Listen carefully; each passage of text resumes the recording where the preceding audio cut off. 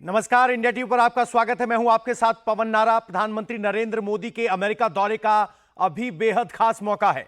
PM Modi quad सम्मेलन में शामिल होने वाले हैं, जहां उनकी मुलाकात अमेरिका के राष्ट्रपति जो बाइडेन से होगी। साथ ही साथ ऑस्ट्रेलिया, जापान के राष्ट्राध्यक्ष भी मिलेंगे। क्वाड समिट 4 देशों का समूह, जिसमें ऑस्ट्रेलिया, भारत, अमेरिका और जापान शामिल हैं। क्वाड ग्रुप का मकसद समुद्री सुरक्षा और एशिया पैसिफिक रीजन, या कहें कि पैसिफिक रीजन की सुरक्षा करना मकसद है। 2007 में शुरू हुआ, तब से अब तक इस समूह के देशों के बीच आपसी सहयोग लगातार बढ़ता जा रहा है। इससे पहले प्रधानमंत्री नरेंद्र मोदी ने अमेरिकी राष्ट्रपति जो बाइडेन से मुलाकात की। यह द्विपक्षीय बातचीत थी। दोनों के बीच जिस तरीके से रक्षा समेत कई मुद्दों पर बातचीत हुई है। भारत और अमेरिका नेचुरल साझेदार एक दूसरे के माने जाते हैं, और इस मुलाकात के बाद अमेरिका की साझेदारी घनिष्ठ और गतिशील है। क्वाड मीटिंग से पहले दोनों नेताओं के बीच इस बायलैटरल टॉक को काफी अहम माना जा रहा है। अमेरिकी राष्ट्रपति के तौर पर बाइडेन की भी ये आखिरी फॉर्मल मीटिंग्स में से एक है। डेलावेयर में बाइडेन का होम स्टेट है, वहीं पर यह क्वाड समिट हो रही है, और उनके घर पर ही प्रधानमंत्री नरेंद्र मोदी के साथ उनकी मुलाकात हुई। जो बाइडेन एक तरह से सेमी रिटायरमेंट मोड में है, उनके बहुत कम पब्लिक प्रोग्राम बाकी हैं। ऐसे में अगर आज वो प्रधानमंत्री नरेंद्र मोदी से द्विपक्षीय बातचीत कर रहे हैं, तो इससे यह भी मैसेज मिलता है कि भारत के साथ अपने रिश्तों को लेकर अमेरिका कितना गंभीर है, और बाई पार्टीजन जो एक ग्रुप है वो भी प्रधानमंत्री नरेंद्र मोदी से मुलाकात करने वाला है। एक बात बिल्कुल दोनों ही तरफ यह सहमति है अक्रॉस पार्टी लाइंस कि भारत अमेरिका का एक नेचुरल पार्टनर है, और उसी स्थिति में यह दिखाई दे रहा है। इन तस्वीरों में आप जो बाइडेन को प्रधानमंत्री नरेंद्र मोदी के गले मिलते देख रहे हैं। एस जयशंकर भी वहां से निकलते हुए हमें दिखाई दिए हैं। भारत के विदेश मंत्री जब जो बाइडेन से मिलने प्रधानमंत्री पहुंचे, तो उन्होंने गले लगाया और फिर हाथ पकड़कर प्रधानमंत्री नरेंद्र मोदी को जो बाइडेन घर लेकर गए। अपने घर पर यह मुलाकात हो रही है। इसके बाद 4 देशों के राष्ट्राध्यक्ष, क्वाड सम्मेलन यानी 4 देशों का समूह जिसकी ये मुलाकात है, और अब उसका वक्त नजदीक आ रहा है। देवेंद्र पराशर डेलावेयर में मौजूद हैं, हमारे पॉलिटिकल एडिटर हैं। देवेंद्र, काफी खास मौका आज जो बाइडेन ने सबसे पहले होस्ट किया प्रधानमंत्री नरेंद्र मोदी को। भारत और अमेरिका के बीच इस द्विपक्षीय बातचीत में क्या पॉइंट ऑफ डिस्कशन रहा, फिर हम क्वाड की बात करेंगे।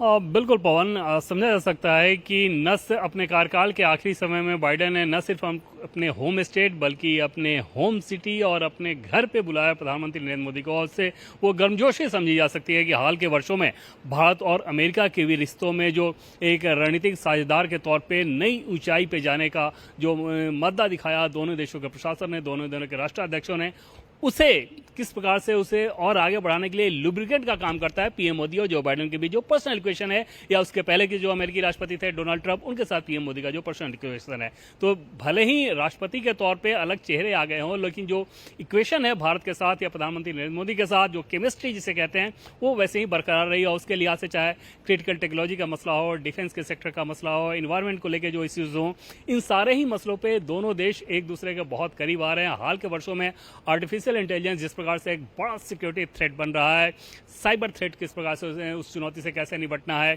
इन सारी चीज़ों को लेकर दोनों देश बहुत करीब आ रहे हैं। और जब हम इन चीज़ों की बात कर रहे हैं तो समझा जा सकता है कि बिना जिक्र किए बैकग्राउंड में चाइना का मसला चल रहा होता है, और उस लिहाज से दोनों देशों को ये पता है कि हाँ, हमको आगे कैसे बढ़ना है। फिलहाल डेलावेयर में प्रधानमंत्री नरेंद्र मोदी, मैं जहाँ खड़ा हूँ इसके ठीक पीछे इसी होटल में वो हैं, और यहाँ से निकलने वाले हैं। और अगर उनके पूरे सुरक्षा तामझाम की बात करें तो वो लगभग तैयार है। और सुरक्षा कंसर्न इस लिहाज से समझा जा सकता है कि अमेरिका में कि हाल के दिनों में आपने देखा कि किस प्रकार से अमेरिकी राष्ट्रपति के चुनाव को लेकर, चाहे डोनाल्ड ट्रंप की बात कर लें, उनके ऊपर अटैक हुआ, और उसके बाद भी 2 घटनाएं ऐसी हुई जिसमें कमला हैरिस के मंच पे कोई चढ़ गया और माइक छीनने की कोशिश। तो इस तरह की घटना के बाद समझा जा सकता है कि यूएस में जो सुरक्षा का मसला है वो कितना ज़्यादा और संजीदा हो गया है। और उस लिहाज से प्रधानमंत्री नरेंद्र मोदी जब इस बार विजिट कर रहे हैं, तो पहले कि उनके विजिट की तुलना करें तो उन विजिट्स की तुलना में ज़्यादा सुरक्षा हमें नज़र आ रही है, कई गुना ज़्यादा सुरक्षा नज़र आ रही है, कई ज़्यादा उसमें सुरक्षा के जो पैरामीटर्स होते हैं उसको और ज़्यादा सख्त किया गया है। और फिलहाल प्रधानमंत्री नरेंद्र मोदी अभी निकलने वाले हैं। दोनों देशों के बीच बात करें तो चाहे बिजनेस की बात कर लें, डिफेंस की बात कर लें, कई सारे पैरामीटर्स ऐसे हैं जहाँ पे एक दूसरे को बहुत सहयोग कर रहे हैं और उस दिशा में आज की भी जो बायलैटरल टॉक्स रही है वो बहुत अच्छी रही है। अभी जब क्वाड की बैठक होगी तो निश्चित तौर पे उसमें चारों राष्ट्रों के जब प्रमुख होंगे तो उसमें बाकी उन सारे पहलुओं पे चर्चा होगी जो कि 2023 के क्वाड समिट में जिसको तय किया गया था कि उस पर अब कैसे हम आगे बढ़ें, कितना आगे बढ़ें और आगे बढ़ने के लिए क्या कुछ किया जाना चाहिए। देवेंद्र जी, क्वाड समिट की बात करें उससे पहले एक सवाल सबके मन में आ रहा होगा कि अमेरिका में चुनाव होने वाले हैं, डोनाल्ड ट्रंप वर्सेस कमला हैरिस आमने सामने हैं, तो क्या भारत और अमेरिका के रिश्ते बियॉन्ड पार्टी सिलेक्शन हो चुके हैं? वो बाई पार्टीजन एक सहमति है कि भारत और अमेरिका नेचुरल पार्टनर्स हैं जिनको आगे बढ़ना है? और निश्चित तौर पे उसमें डेमोक्रेट और रिपब्लिकन के बीच पहले जो गैप हुआ करता था, अब वो गैप हाल के वर्षों में रहा नहीं है। उसमें चाहे डेमोक्रेट के राष्ट्रपति हों या रिपब्लिकन पार्टी के राष्ट्रपति हों, भारत के साथ रिश्तों को लेकर अमेरिकी प्रशासन, अमेरिका के सोच, अमेरिका माइंडसेट, अमेरिका की जनता वो एकदम से एक ही बारे में है। और ये खासतौर पर तब हो जाता है जब पीपल टू पीपल कॉन्टैक्ट दो देशों के बीच इस कदर गहरा हो कि एक दूसरे की समस्याओं को बखूबी जानते हों, एक दूसरे की ताकत को बखूबी जानते हों, एक दूसरे के साथ सहयोग कर आगे बढ़ने के भविष्य के गोल्डन रोड मैप के बारे में जब जानते हो, वाकिफ हो एक दूसरे की क्षमताओं से, तो समझा जा सकता है वो मामला कितना आसान रहेगा। और उस लिहाज से भले ही अमेरिका में कोई चुनाव हो रहा है और राष्ट्रपति कोई भी बने, लेकिन इस बात से कोई फर्क नहीं पड़ता है कि जो नया राष्ट्रपति आएंगे या आएंगी उसको लेकर भारत के और अमेरिका के रिश्तों में कोई मामूली फेरबदल भी हो, इस बात की संभावना बिल्कुल नजर नहीं आती, न प्रशासन के किसी व्यक्ति से, न सरकार के किसी व्यक्ति में, न आम किसी अमेरिकी से बात करें तो आपको समझ में आएगा। अभी जब मैं बातचीत आपसे कर रहा हूँ, जैसे थोड़ी देर पहले जब मैं बात कर रहा था यहाँ के कुछ लोकल लोगों से, तो उन सब की मंशा यही थी। और हैरानी ये होती है कि 10 साल पहले अगर आप देखें तो भले ही तब भी इंडो अमेरिकी लोगों की एक बड़ी तादाद अमेरिका में रहती थी, लेकिन तब आम अमेरिकी उस बाबत उनके बारे में जानते नहीं थे, भारत के बारे में उस तरीके से जानते नहीं थे।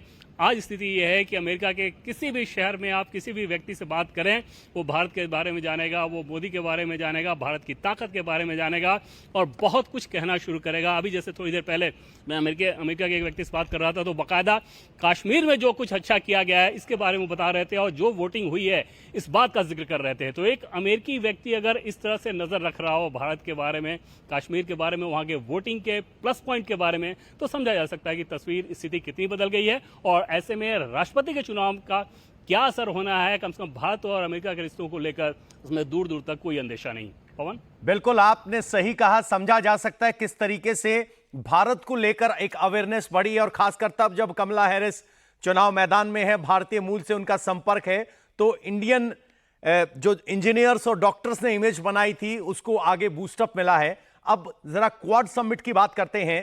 क्वाड का जब नाम आता है तो उसमें एक सेंटर पॉइंट होता है चाइना, भारत, ऑस्ट्रेलिया, अमेरिका और जापान। आज जब 4 देशों के राष्ट्राध्यक्ष मिलेंगे तो क्या कुछ एजेंडा ऑफ समिट है और किस तरीके से चाइना के जो औपनिवेशिक सोच है, विस्तारवादी सोच है, उसको कैसे काउंटर करने की रणनीति बनेगी? इसमें दो चीजें पवन। पहली बात तो यह है कि घोषित तौर पे कम से कम भारत कभी ये नहीं चाहता कि क्वाड को इस रूप में पेश किया जाए कि ये किसी देश के विरुद्ध हो और इस केस में चीन के विरुद्ध है। और दूसरी चीज कि चीन के साथ भारत के रिश्तों की बात करें तो इसमें कंपटीशन और कोहेसन दोनों दिखता है। लेकिन खासतौर पे 2020 के बाद, चाहे 2017 की घटना हो या 2020 की घटना हो, यानी कि डोकलाम और गलवान, इन दोनों की बात करें, उसके बाद भारत का जो रवैया, जो रुख था चीन को लेकर और ज्यादा सख्त हुआ। और इसमें सभी देशों की बात कर लें, चाहे अमेरिका की बात कर लें या फिर जापान की बात कर लें कि जब द्वीप को लेकर चीन के साथ चीन की प्रभुत्ववादी नीति वहां पे उजागर हुई तो जापान को समस्या हुई। कोविड के दरमियान ऑस्ट्रेलिया को ये समझ में आया कि चीन कितना खतरनाक हो सकता है, तो बिना चीन को का नाम लिए चीन के संदर्भ में क्वाड को बैठाया गया था, लेकिन बनाया गया था। लेकिन कोशिश ये की जा रही है कि इसको और बहुत बड़े फलक पर लेकर जाया जाए। और आज की जो बैठक होगी उसमें पहले के जो सारे इशूज हैं, चाहे सस्टेनेबल डेवलपमेंट को बात कर लें, इन्वायरमेंट को बात कर लें, इंडो पैसिफिक रीजन में इंफ्रास्ट्रक्चर को लेकर बात कर लें, जो छोटे छोटे देश हैं उनको किस प्रकार से उनकी इकोनॉमिक सॉवरेनिटी बढ़नी रहनी चाहिए, ऐसा ना हो कि लोन देने के नाम पे उनके प्रभुत्व को ही खत्म कर दिया जाए, जो कि चीन कई सारे देशों के साथ करने की कोशिश करते रहता है। इन सारे पहलुओं को लेकर लगातार ये चारों देश एक साथ उस पर सजग रहते हैं। और फिलहाल आप हमारे पीछे देख सकते हैं कि प्रधानमंत्री नरेंद्र मोदी निकल चुके हैं इस क्वाड बैठक के लिए, और समझा जा सकता है कि जब क्वाड की बैठक में पीएम मोदी जा रहे हैं तो इनके दिमाग में क्या कुछ चल रहा होगा। जाहिर तौर पे सिर्फ उसी तरह की चीजें जो कि हमेशा पीएम मोदी क्वाड की बैठक में बहुत प्रमुखता के साथ भारत के स्टैंड को रखते रहे हैं। और हमने देखा है कि जो क्वाड का स्टेटमेंट आता है उसमें से अधिकांश पहलू वो होते हैं जिन चिंताओं को लेके प्रधानमंत्री नरेंद्र मोदी इन बैठकों में कहते रहे हैं। और एक बार फिर से वैसी ही तस्वीर उभरेगी, इस बात की उम्मीद की जा सकती है, जो कि अब से थोड़ी देर के अंदर ये बैठक शुरू होने वाली है। पवन, देवेंद्र जी, इंफ्रास्ट्रक्चर पर किस तरह के फोकस रहने वाला है, क्योंकि चाइना का एक इनिशिएटिव है BR belt and road initiative, जिसको काफी विश्व स्तर पर माना गया कि वो लॉन ट्रैप के तौर पर काम करता है। उसको काउंटर करने के लिए क्वाड किस तरह से काम करेगा और कैसे इंफ्रास्ट्रक्चर डेवलपमेंट एक की इशू हो सकता है इन चार देशों के बीच ये एसोसिएशन के दौरान, डिस्कशन के दौरान? वो ऑलरेडी एक बड़ा सा पिलर रहा है क्वाड की बैठकों के दौरान। जो बातचीत के बिंदु होते हैं उसमें इंफ्रास्ट्रक्चर सोवरेंटी टर्म उसको दिया जाता है कि कैसे हर एक देश के पास ये अधिकार हो कि अपने संप्रभुता की रक्षा करते हुए वो अपने यहाँ इंफ्रास्ट्रक्चर डेवलप करे। और उसमें ऐसा ना हो कि कोई देश, इस संदर्भ में कई सारे मामलों को उठाकर आप देखें तो चीन की इस प्रकार की कोशिश करे कि लोन देने के नाम पे न सिर्फ लोन देने का वो दिखावा करे, बल्कि उसके बाद उस देश में इंटरफेयर करना शुरू करे और वहाँ के सत्ता को लेकर बहुत सारी चीज़ों को करे। तो इतने सारे केसेस चीन के मामले में जब आ गए, उसके बाद दुनिया के इन चार प्रमुख देशों को ये समझ में आया कि एक साथ आने की जरूरत है। उसमें अगर आप देखें तो कई सारे पहलू ऐसे हैं, जैसे अमेरिका की टेक्नोलॉजी, भारत की जो प्रोडक्शन करने की क्षमता है वो, ऑस्ट्रेलिया का जो लॉजिस्टिक की ताकत है वो, जापान का फाइनेंशियल पावर है वो। इन चार चीज़ों को अगर एक साथ जोड़ दें तो समझा जा सकता है कि इंडो पैसिफिक रीजन में किस प्रकार से इंटरनेशनल नॉर्म्स का पालन करते हुए, डेमोक्रेटिक वैल्यूज़ का सम्मान करते हुए, एक दूसरे की संप्रभुता की रक्षा करते हुए आगे बढ़ा जा सकता है। और उसी लिहाज से चाहे इंफ्रास्ट्रक्चर का मामला हो या फिनेंशियल दूसरे मामले हो, इन सारी चीज़ों को लेकर क्वाड लगातार काम करता रहा है। और हाल के वर्षों में जो क्रिटिकल टेक्नोलॉजी है वो सबसे बड़े कंसर्न के तौर पर दिखा है कि उस पर कैसे आगे बढ़ना है। जैसे सेमीकंडक्टर के मामले में ताइवान के साथ चीन जो करने की कोशिश करता है, तो इन सारे पहलुओं पे बहुत गंभीरता से क्वाड बैठक कर रहा है और क्वाड की बैठकों में उस पर चर्चा होती है, क्वाड उसको एड्रेस करता है। और भारत की भूमिका उसमें सबसे ज़्यादा इस लिहाज से अहम होती है कि भारत ग्लोबल सप्लाई चेन के मामले में दुनिया के एक प्रमुख कड़ी हो सकता है। जो स्टैंड चीन का रहा है कोविड के बाद, चीन को लेकर दुनिया के देशों के अंदर शंका हुई और वहाँ पर यह दिखा कि लोकतांत्रिक मूल्यों पर चलने वाला भारत ज़्यादा अच्छा, ज़्यादा बेहतर विकल्प हो सकता है। और उसी लिहाज से भारत को महत्ता भी मिल रही है। कौन? बिल्कुल, भारत को महत्ता मिल रही है। देवेंद्र जी, सवाल यह है कि जिस तरीके से कोविड के दौरान factory of the world China पर भरोसा टूटा था, उसके बाद भारत एक ऐसा देश जो डेमोक्रेटिक है, वो मैन पावर रखता है, वो टेक्निकल सुपीरियॉरिटी रखता है, और उसी तरफ कदम बढ़ाते हुए हमने सेमीकंडक्टर इंडस्ट्री को यहां शुरुआत होते हुए देखा है। तो क्या अब वक्त आ गया है कि विश्व भारत को सप्लायर ऑफ द वर्ल्ड देखे? क्या हम उस स्थान को जिम्मेदारी से, वसुधैव कुटुंबकम वाले नजरिए से एस्टेब्लिश कर सकते हैं?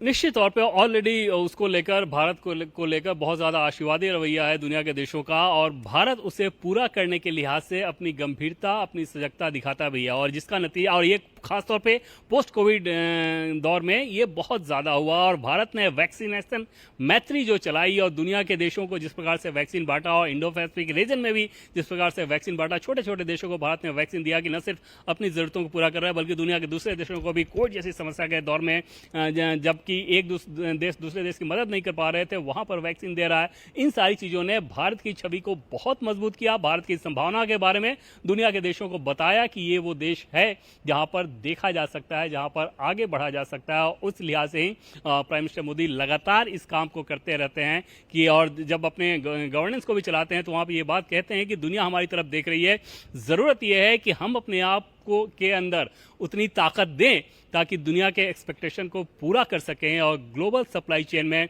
भारत की प्रमुख हिस्सेदारी हो, प्रमुख साझेदारी हो। और आप सोचो कि भारत को लेके दुनिया के इन सभी देशों का नज़रिया कितना साफ है कि ऐसे समय में जब रूस यूक्रेन वॉर को लेकर दुनिया बटी हुई है, क्लियर कट वे में बटी हुई है, वहाँ भारत बहुत आसानी के साथ अपने पोजीशन को, अपने अलग पोजीशन को बरकरार रखे हुए और ऐसे नेता जो कि रूस के राष्ट्रपति के साथ भी उसी सहजता से बात करते हैं, यूक्रेन के राष्ट्रपति के साथ उसी तरह बात करते हैं, दोनों जगह दौरे करते हैं, युद्ध को खत्म कराने को लेकर जो उनका संदेश है, अमेरिका जैसा देश अगर उस लाइन को रिकोट कर रहा हो तो अपने आप में ये बात बताने के लिए काफ़ी है कि भारत की स्थिति को लेकर, भारत के पोजीशन को लेकर, भारत के चिंतन को लेकर, भारत की सोच को लेकर दुनिया किस प्रकार से मुतमईन है। कौन? बिल्कुल, दुनिया भारत पर भरोसा करती है। मुतमईन शब्द का इस्तेमाल देवेंद्र ने किया है। यहां पर आपको बता दें कि भारत और क्वाड देशों का स्पष्ट तौर पर कहना है कि एक पार्टनरशिप है, कोई मिलिट्री अलायंस नहीं है, लेकिन इस पार्टनरशिप को आगे फोर्ज करने के लिए कोस्ट गार्ड एक्सरसाइज के अलावा लॉजिस्टिक नेटवर्क बनाने की भी बात की जा रही है। लॉजिस्टिक नेटवर्क इसलिए भी महत्वपूर्ण है क्योंकि साउथ चाइना सी में मूवमेंट को लेकर बहुत सारा कंसर्न था, विवाद था, जिसके बाद देवेंद्र जी लॉजिस्टिक नेटवर्क बनाने की बात हो रही है एशिया पैसिफिक रीजन में, वो कितना महत्वपूर्ण होगा खास तौर पर जब पूरे वर्ल्ड के सप्लाई को मेंटेन करने के लिए साउथ चाइना सी से लेकर और पैसिफिक ओशन तक बहुत इंपॉर्टेंट रूट्स हैं वहां। निश्चित तौर पे बहुत महत्वपूर्ण होगा और यहाँ से होते हुए कैसे आप यूरोप और कैसे अमेरिका तक ये सप्लाई चेन उसी रूप में बरकरार रखा जाए, ये बहुत ज़रूरी है। और चीन की जो प्रभुत्ववादी नीति है उसने दुनिया के देशों को सशंकित कर दिया है और कई सारे उदाहरण ऐसे सामने आए। ऐसा नहीं है कि एक या दो उदाहरण सामने आए। जैसे कोविड से पहले अगर आप देखें तो चीन और ऑस्ट्रेलिया का संबंध बहुत करीबी का संबंध था और ऑस्ट्रेलिया के जो बड़े शहरों की अगर आप बात करें, जैसे सिडनी की बात कर लें, सिडनी का जो प्राइम लोकेशन होगा उनमें से अधिकांश जो बिल्डिंग है उसमें चीन की कंपनियों के बहुत सारे दफ्तर हैं और कहा यह जाता था कि चीन बहुत आसानी के साथ ऑस्ट्रेलिया के बाजार में अपनी पैठ बना रहा है। और उस समय कई सारे केसेज ऐसे आए थे कि भारत और चीन को लेकर जब ऑस्ट्रेलिया का चयन करना होता था तो ऑस्ट्रेलिया चीन का चयन करता था।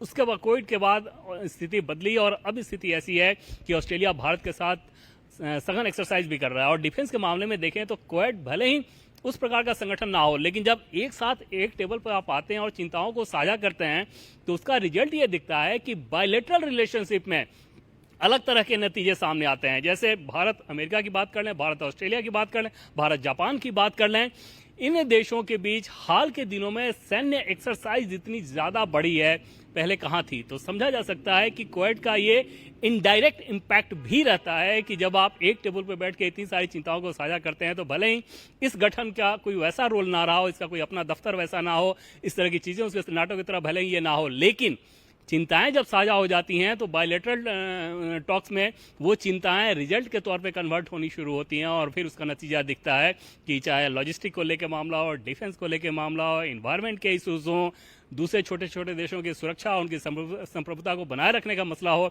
इन सारे मसलों पे ये जो चार बड़े देश हैं ये किस प्रकार से एक्टिव रहते हैं। पवन? बिल्कुल देवेंद्र, आप हमारे साथ बने रहिए, आपकी एक रिपोर्ट दिखा देते हैं। डेलावेयर में पीएम मोदी और अमेरिकी राष्ट्रपति जो बाइडेन के बीच बातचीत हो चुकी है।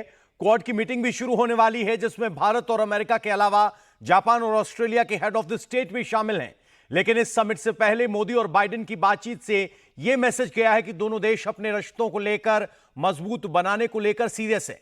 अमेरिका में रह रहे भारतीय मूल के लोग भी इन दोनों नेताओं की मीटिंग से काफी उम्मीदें लगाए हुए हैं।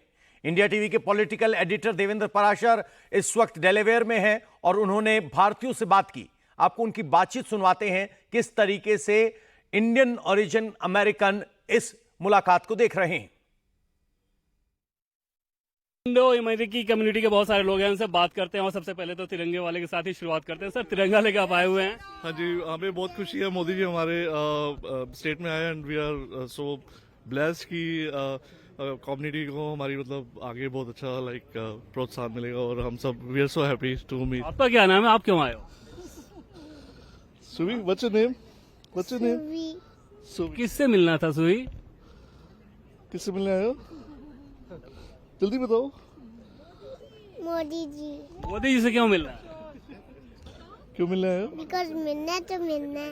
मिलना है तो मिलना है, क्यों मिलना है, क्या चाहिए मोदी जी से? मिलना तो मिलना है, मुझे सरप्राइज देना, चॉकलेट देने। जो चॉकलेट चाहिए, चलो मोदी जी सरप्राइज और चॉकलेट। ये इतना छोटा बच्चा आया हुआ है। हाँ जी, मेरे को बहुत खुशी हो रही है। आज हम डेलावेयर में होते हुए यूनाइटेड स्टेट्स ऑफ अमेरिका को रिप्रेजेंट भी करें, साथ साथ we are citizens of India. तो हमें बहुत ही खुशी हो रही है, प्राउड महसूस कर रहे हैं, अपनी आंखों के सामने उनको देख पा रहे हैं यहाँ रह के भी। We are so blessed. Thank you so much. Ma'am, आप यहाँ पे कब से हो?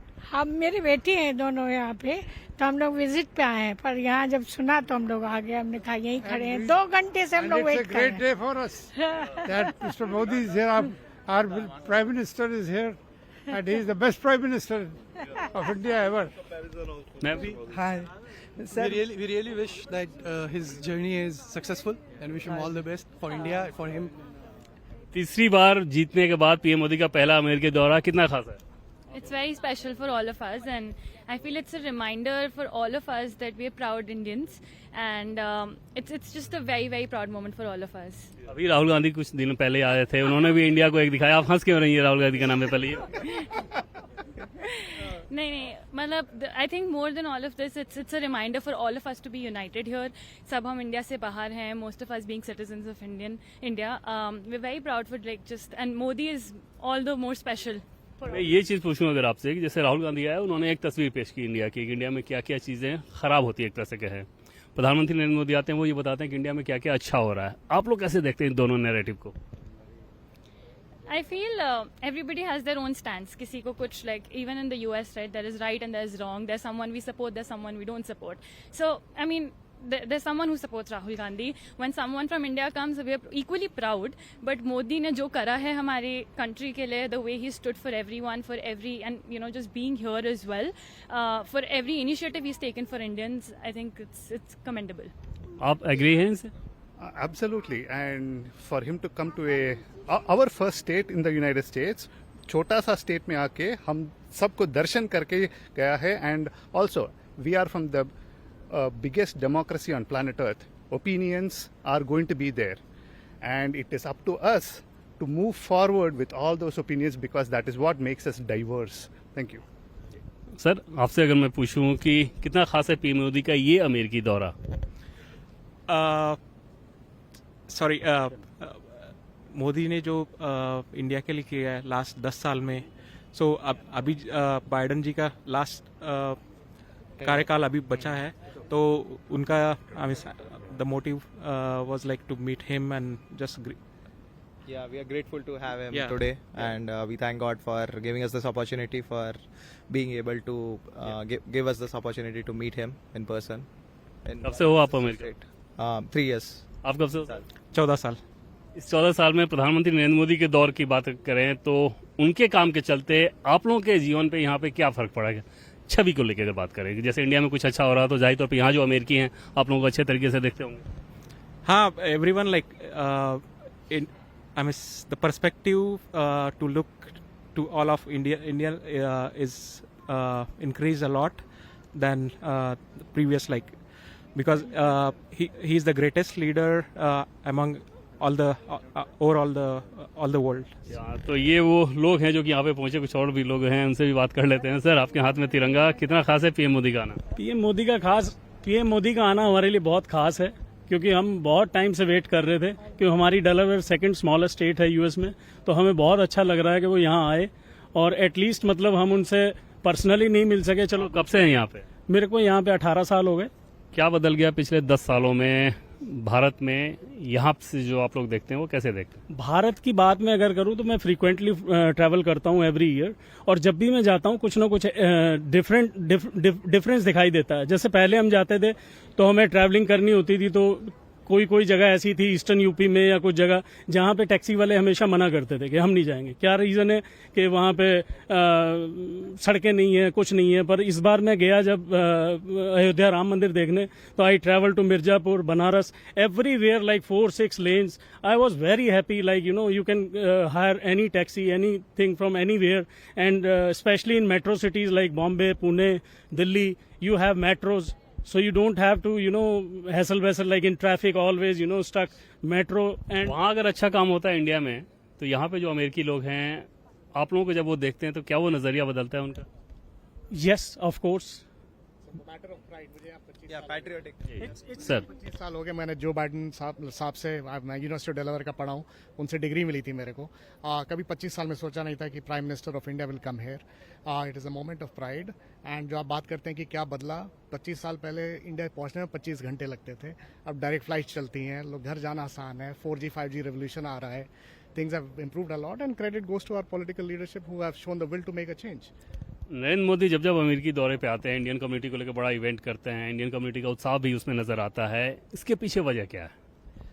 काम, पॉलिसीज बनाना और डिप्लॉय करना और एग्जीक्यूट करना और रिजल्ट देना लोगों को, दैट्स व्हाट मैटर्स। तो तभी यहाँ उत्साह है, तभी आप लोगों को देख रहे हैं। बाकी दूसरे वर्ल्ड लीडर्स को जब आप देखते हैं, प्राइम मिनिस्टर नरेंद्र मोदी की फंक्शनिंग को जब आप लोग देखते हैं, लगता है कि कंपेरेबल है, एट पार है?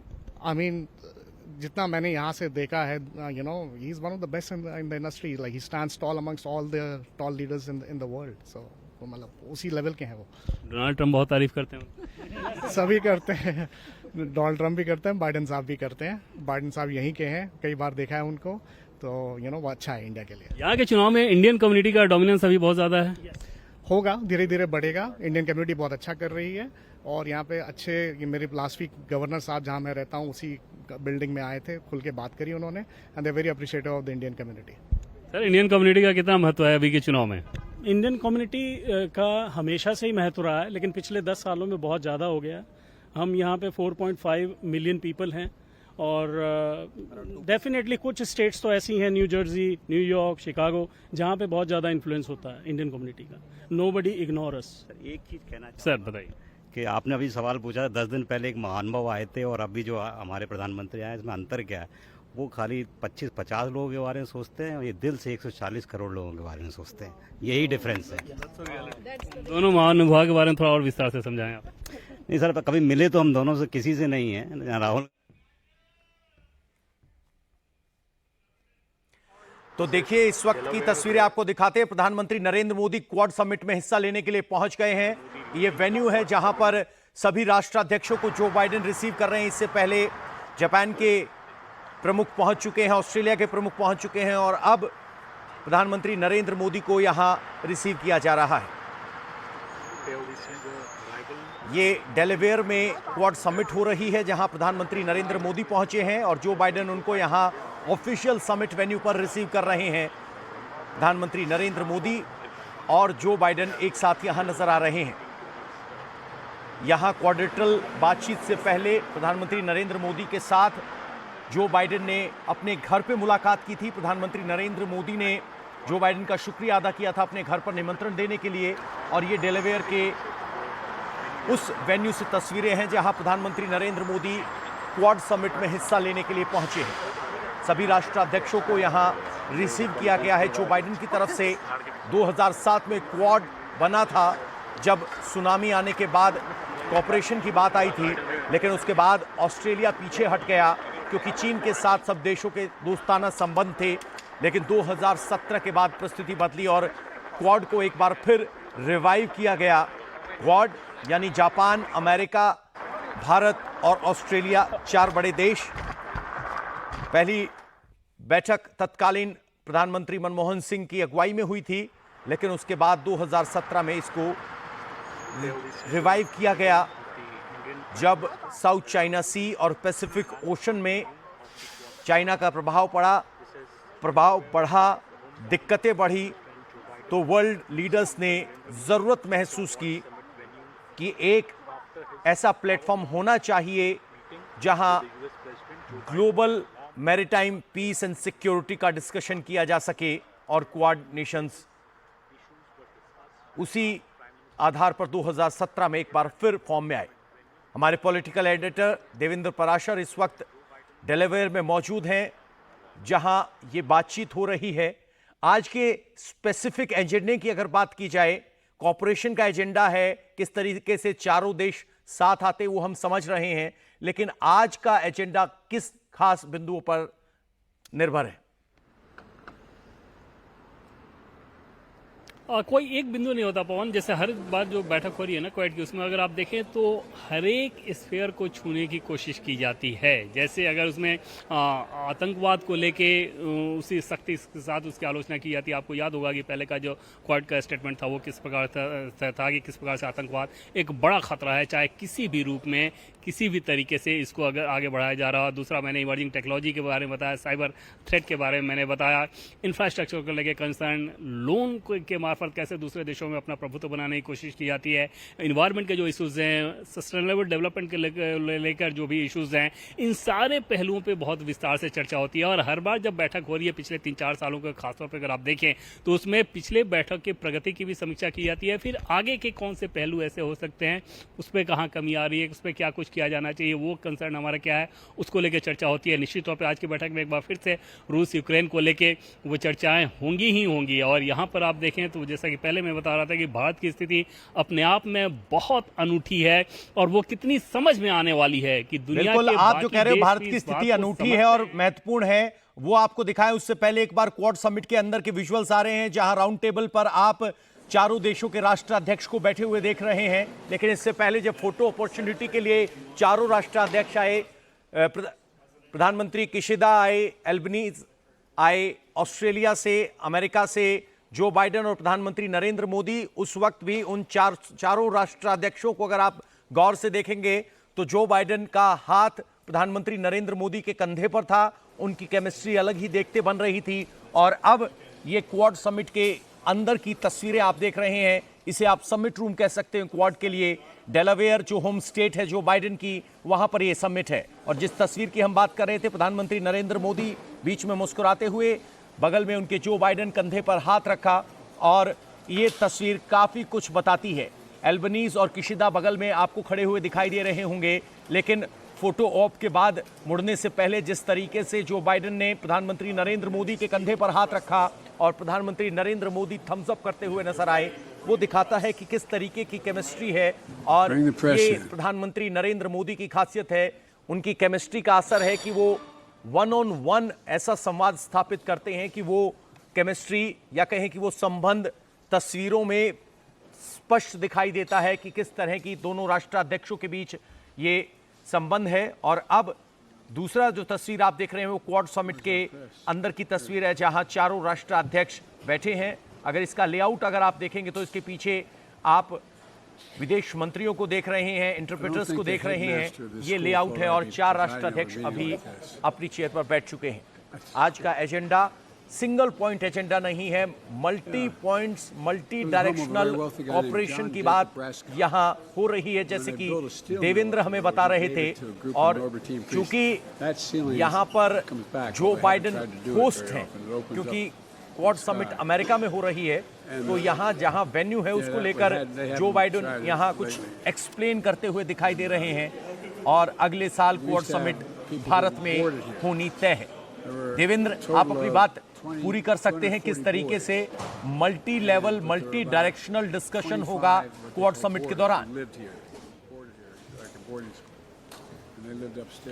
और इसमें 2 चीज़ें पवन बहुत ध्यान देने वाली चीज़ रहती है। पहली बात तो ये कि पोजीशनिंग क्या है। जैसे भारत की पोजीशनिंग को अगर लेके देखें तो रूस यूक्रेन युद्ध को लेके जो बाकी दुनिया के देश सोचते हैं, भारत का अपना जो स्टैंड है वो भारत के स्टैंड को अनूठापन रखते हुए भी कितना समझ में आने वाला है कि उसको लेके कोई रिएक्शन नहीं आता। दूसरी चीज आप देखें कि चीन के संदर्भ में भी जिस बैकग्राउंड में ही क्वाड की संरचना हुई है, उस बैकग्राउंड में भी आप देखें तो चीन को लेके बाकी देशों का जो नजरिया है, भारत का नजरिया उससे थोड़ा सा अलग है, जिसके लिए पहले मैंने टर्म का इस्तेमाल किया कि ऐसा कहा जाता है कि कंपटीशन एंड कोहेसनेस दोनों एक साथ होता है। लेकिन भारत तब तक कोहेसनेस रख रहा था जब तक चीन की तरफ से उस तरह से कोई गलती नहीं हो रही थी। जैसे ही गलतियां शुरू हुई, हम सभी जानते हैं कि भारत ऐसा देश है जिसने चीन की 200 कंपनियों पर प्रतिबंध लगाया, और उस लिहाज से समझा जा सकता है कि ये कितना सख्त मैसेज था कि अगर चीन की तरफ से कोई गलती होगी तो भारत का रिएक्शन किस प्रकार से होगा। और इस तरह का इतना सख्त कदम तब अमेरिका की बात करें, ऑस्ट्रेलिया की बात करें, जापान की बात करें, ये देश भी उस तरह से सख्त कदम नहीं उठा पाए थे, जबकि चीन को लेके इनका रवैया ज्यादा ओपन, ज्यादा तीखा माना जाता रहा है। तो भारत की बिल्कुल आपको सुना देते हैं, जो बाइडेन यहाँ इंट्रोडक्शन दे रहे हैं, बता रहे हैं डेलावेयर के बारे में। आज सुनिए जरा। Democracies who know how to get things done. That's why within the first days of my presidency, I reached out to each of you, each of your nations, to propose we elevate the Quad, make it even more consequential. 4 years later, our four countries have more strategically aligned than ever before. And today, we're announcing a series of initiatives to deliver real, positive impact for the Indo-Pacific. That includes providing new maritime technologies to our regional partners so they know what's happening in their waters, launching cooperation between coast guards for the first time, and expanding the Quad Fellowship to include students from Southeast Asia. So I want to thank you all again for being here. You've come a long way to get here, and I appreciate it. And while challenges will come, the world will change because the Quad is here to stay, I believe, here to stay. And I'm going to turn it over now to all of you, and I'd like to start by recognizing Prime Minister Modi.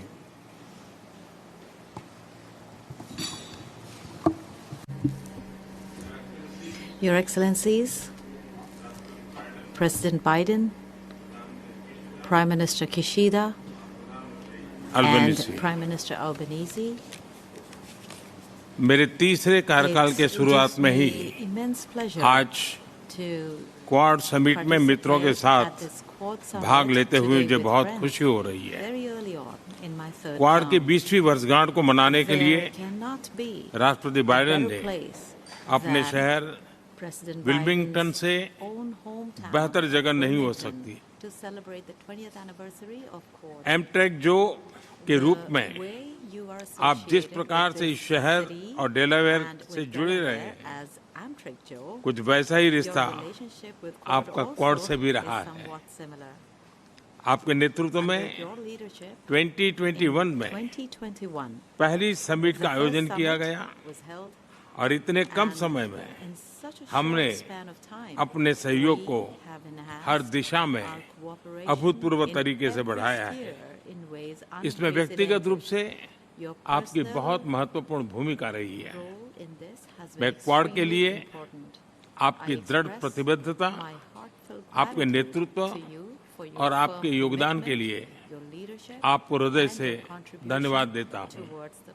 Friends, हमारी बैठक ऐसे समय हो रही है जब विश्व तनावों और संघर्षों से घिरा हुआ है। ऐसे में साझा डेमोक्रेटिक वैल्यूज के आधार पर क्वाड का मिलकर साथ चलना पूरी मानवता के लिए बहुत ही महत्वपूर्ण है। हम किसी के खिलाफ नहीं हैं। हम सभी एक रूल्स बेस्ड इंटरनेशनल ऑर्डर, संप्रभुता और क्षेत्रीय अखंडता के सम्मान और सभी मसलों के शांतिपूर्ण ढंग से हल निकालने के समर्थन करते हैं।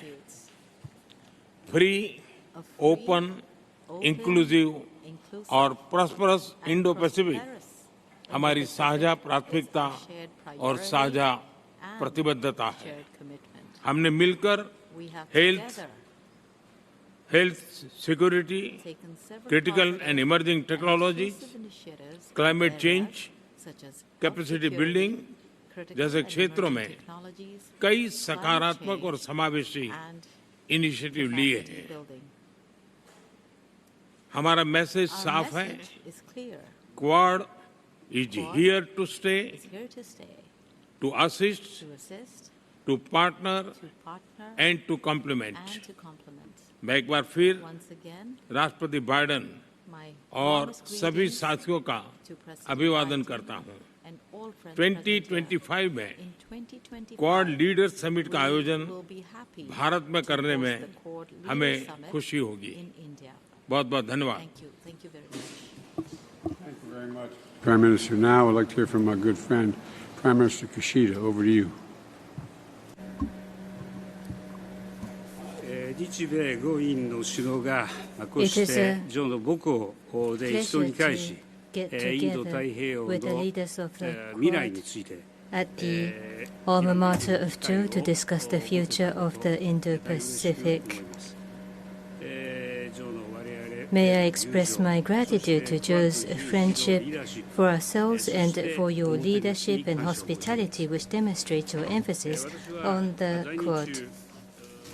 During my tenure, I have तो सुना आपने किस तरीके से प्रधानमंत्री नरेंद्र मोदी कह रहे थे कि Quad is here to stay, यानी क्वाड में फ्यूचर है, क्वाड यहां रहने वाला है, परिस्थितियां भले ही बदलें। ऐसी ही कुछ बात अमेरिकी राष्ट्रपति जो बाइडेन भी कह रहे थे। देवेंद्र, आपने भी सुना किस तरीके से यह स्पष्ट है कि क्वाड किस तरीके से आगे बढ़ने वाला है। यहां फेलोशिप की बात हो रही है, कोऑपरेशन की बात हो रही है और मैरीटाइम सिक्योरिटी को लेकर डेटा और टेक्नोलॉजी शेयरिंग की बात भी हमने सुनी है। बिल्कुल पवन, इसमें आप कई बार देखें, जैसे कि पहले मैं आपको बता रहा था कि जब क्वेड की बैठकों में इन सारे मसलों को चर्चा होती है, जैसे मैरीटाइम सिक्योरिटी को लेकर ही, तो उसके बाद आप रिजल्ट के तौर पे देखते हैं कि मैरीटाइम सिक्योरिटी के मसले में चाहे भारत ऑस्ट्रेलिया के साथ कर रहा हो, भारत अमेरिका के साथ कर रहा हो, भारत जापान के साथ कर रहा हो, कई सारे एक्सरसाइज करता है और उसका सीधा महत्व आप समझ सकते हैं और उसका सीधा बैकग्राउंड आप समझ सकते हैं कि आखिर किस मकसद से वो किया जा रहा है और किस खतरे को देखते हुए किया जा रहा है, किस खतरे को कंट्रोल करने के लिए वो किया जा रहा है। और उस लिहाज से आपको हर एक पहलू में दिखेंगे। जैसे रिसर्च के लिए बहुत सारे फेलोशिप चलाता है क्वाड, और वो रिसर्च किस तरीके का होता है, इन्वायरमेंट के हिसाब से, इन्वायरमेंट को जो चुनौतियां मिल रही हैं उसको लेके क्या कुछ करना चाहिए, सिक्योरिटीज को लेके क्या कुछ करना चाहिए, और सिक्योरिटीज के सभी पहलुओं को, चाहे किसी भी दिशा से वो सिक्योरिटी का थ्रेट मिल रहा हो तो ओवरऑल क्वाड को लेकर अगर आप इन बैठकों की अगर बात करें तो वो एक बड़े विजन के तौर पे दुनिया के 4 बड़े देश एक टेबल पर लेकर आते हैं, और जैसे उसे एक टेबल पर लेकर आते हैं तो या तो चारों देश आपस में मिलकर या फिर बायलैटरल के तौर पे या फिर ट्राइलैटरल के तौर पे उस दिशा में आगे बढ़ना शुरू कर देते हैं, जिसको हाल के वर्षों में बहुत ज्यादा तेजी मिली है, उसके रिजल्ट भी आने शुरू हुए हैं। पवन, बिल्कुल, अमेरिकी राष्ट्रपति, भारतीय प्रधानमंत्री, इसके अलावा ऑस्ट्रेलिया और जापान के प्रधानमंत्री, सभी को हमने सुना है किस तरीके से वो इस ग्रुप के फ्यूचर की बात कर रहे हैं कि Quad is here to stay.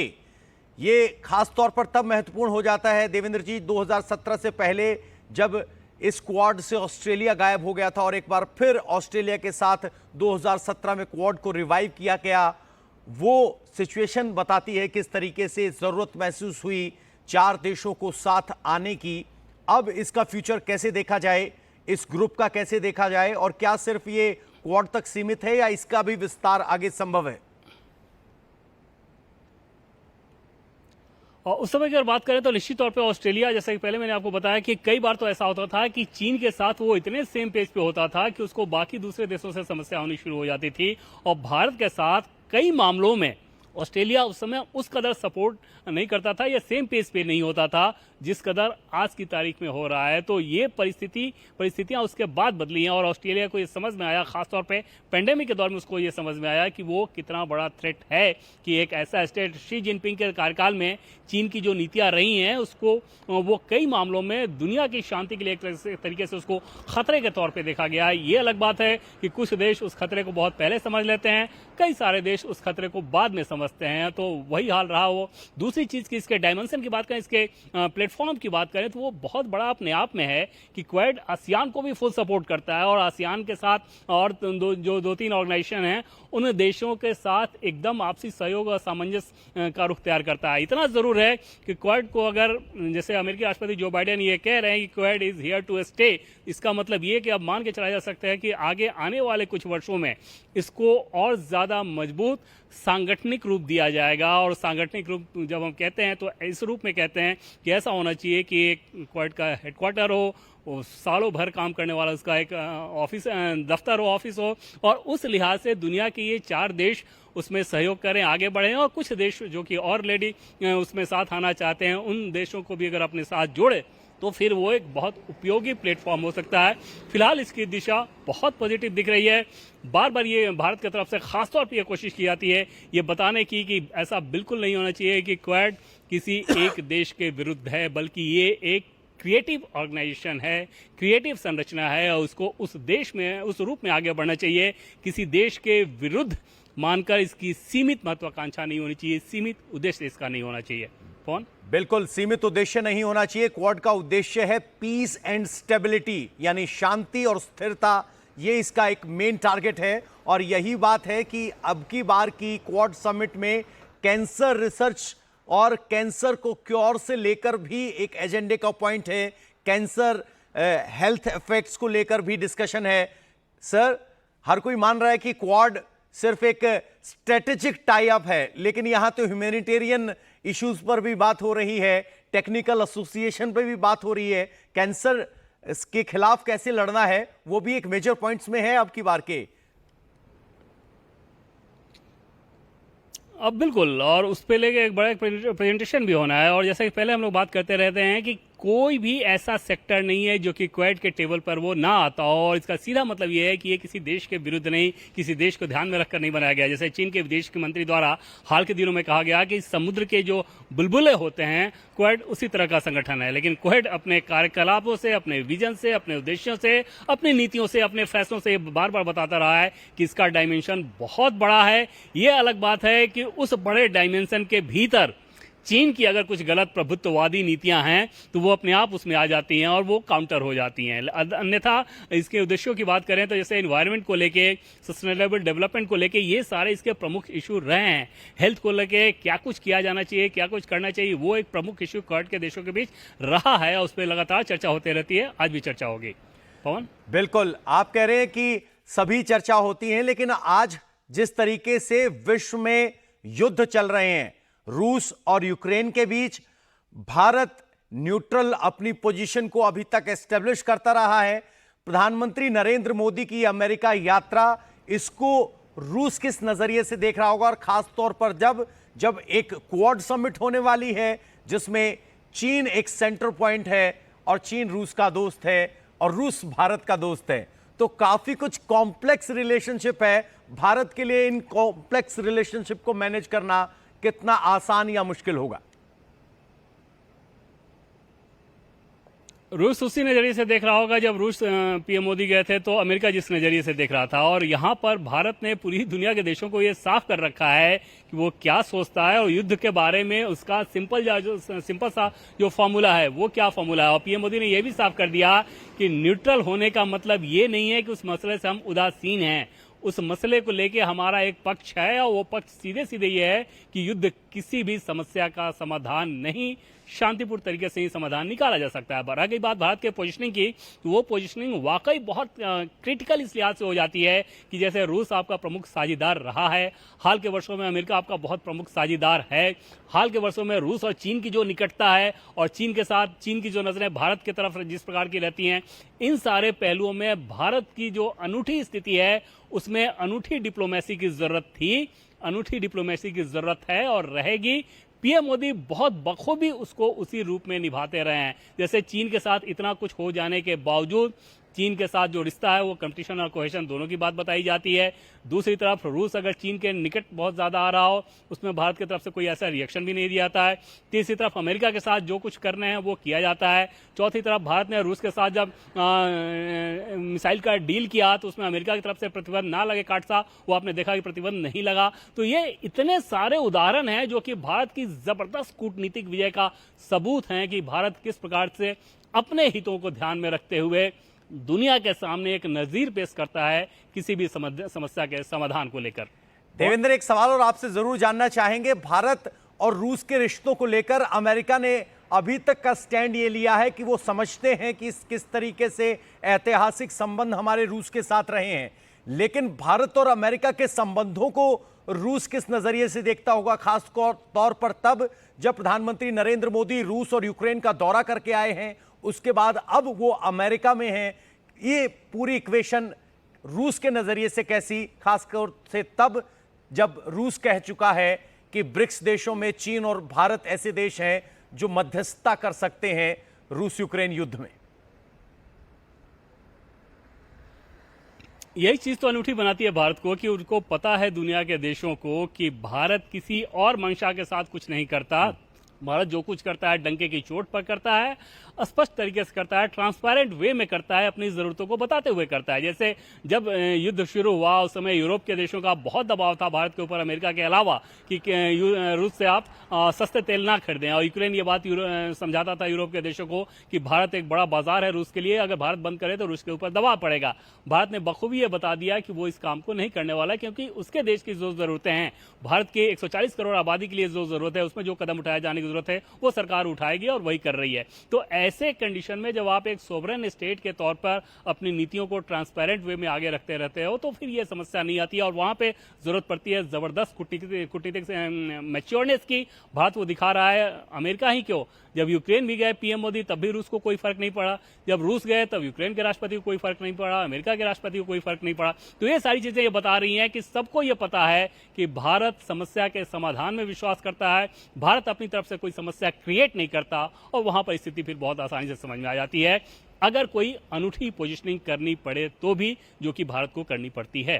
पवन, देवेंद्र जी आप बने रहिए। आपने बहुत बड़ी बात कही कि भारत किस तरीके से बैलेंस बना के चल रहा है, जहां भारत की सोवरेनिटी और इंटरेस्ट फर्स्ट है, बाकी सब इंटरेस्ट को बैलेंस करते वक्त।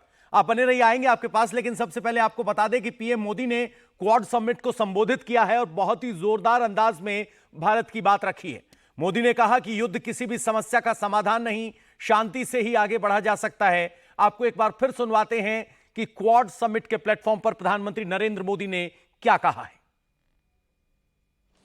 मेरे तीसरे कार्यकाल के शुरुआत में ही आज क्वाड समिट में मित्रों के साथ की 20वीं वर्षगांठ को मनाने के लिए बहुत खुशी हो रही है। राष्ट्रपति बाइडेन ने क्वाड की 20वीं वर्षगांठ को मनाने के लिए विलिंगटन से राष्ट्रपति बाइडेन उत्तर जगह नहीं हो सकती। विलिंगटन एमट्रेक जो के रूप में आप जिस प्रकार से इस शहर और डेलावेयर से जुड़े रहे हैं, कुछ वैसा ही रिश्ता आपका क्वाड से भी रहा है। आपके नेतृत्व में 2021 में पहली समिट का आयोजन किया गया, और इतने कम समय में हमने अपने सहयोग को हर दिशा में अभूतपूर्व तरीके से बढ़ाया है। इसमें व्यक्तिगत रूप से आपकी बहुत महत्वपूर्ण भूमिका रही है। मैं क्वाड के लिए आपकी दृढ़ प्रतिबद्धता, आपके नेतृत्व और आपके योगदान के लिए आपको हृदय से धन्यवाद देता हूं। फ्रेंड्स, हमारी बैठक ऐसे समय हो रही है जब विश्व तनावों और संघर्षों से घिरा हुआ है।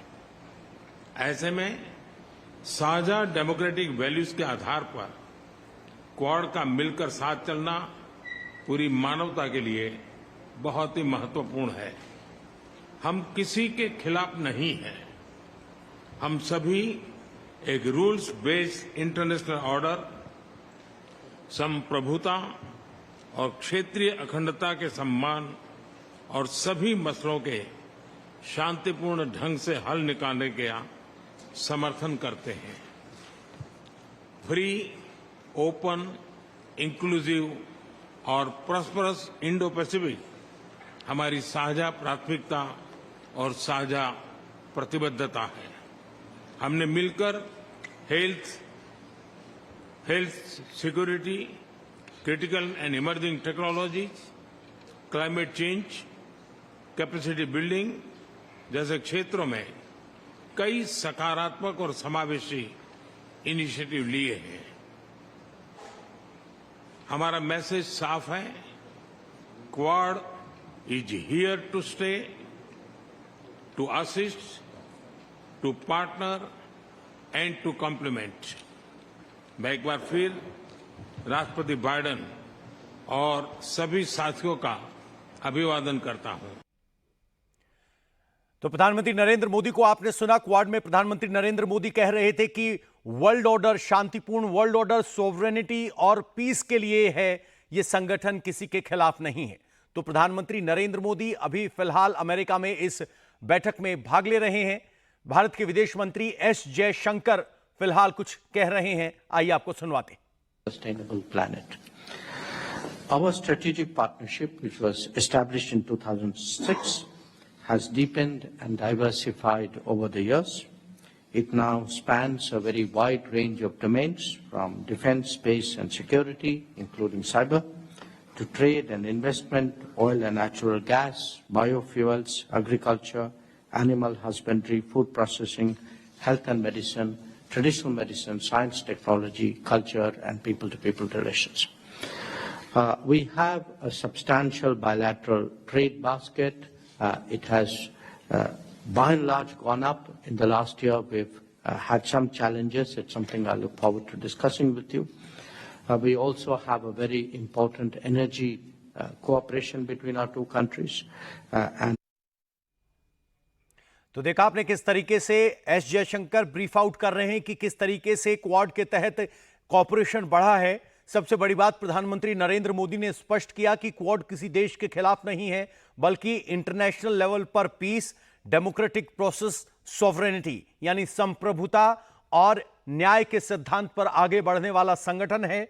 और प्रधानमंत्री नरेंद्र मोदी ने जो बाइडेन का शुक्रिया अदा किया जिस तरीके से उन्होंने इस क्वाड को अगुवाई दी है, क्योंकि अब इस साल क्वाड अमेरिका की अगुवाई में यह बैठक हो रही है। देवेंद्र जी इस वक्त हमारे साथ जुड़े हुए हैं सीधे डेलावेयर से।